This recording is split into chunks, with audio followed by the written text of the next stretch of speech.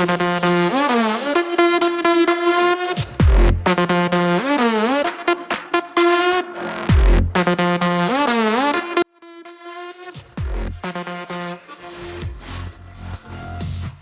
is Piet hierso van Uniali Drone Tech en soos ons nou gesien het, almal is baie opgewonde vir die nuutste, die ligste en goedkoopste drone van die DJI Agras familie. Ek gaan jou vinnig gou hierso deur sy pakket vat, dan kyk julle saam met my.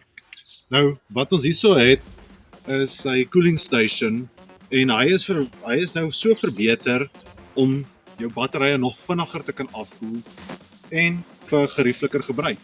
Jy het ook jou extended nozzle pakket. En vir my is hy seker die eenvoudigste installasie tussen al jou nozzle pakkette, baie stewiger konstruksie.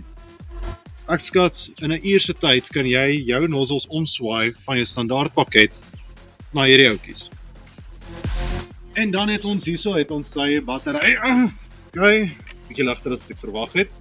Nou, soos julle daarso kan sien, die T55 se batterye is nou totaal en al nuwe ontwerp. So jy het nou hierso regdeur het jy vents ingekry, selfs op die kante, om jou batterye so koel as moontlik te hou vir so lank as moontlik.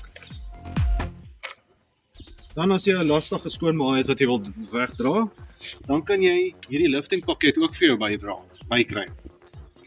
Hy kom met hierdie lekker stewige hak en 'n solenoid vir wanneer jy nou regtig in die knyp is, as jou vrag gaan vassteek het tussen bome, enige ander ietsie wat dalk in die pad mag wees, dan kan jy in minder as 'n sekond kan jy hierdie tou hier losmaak en jou drone veilig terugvlieg. Dan hierso het ons strooier.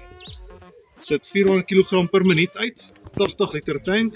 Dis fantasties vir enige cover crops, grassade, wat ook al jy nodig het, hy strooier.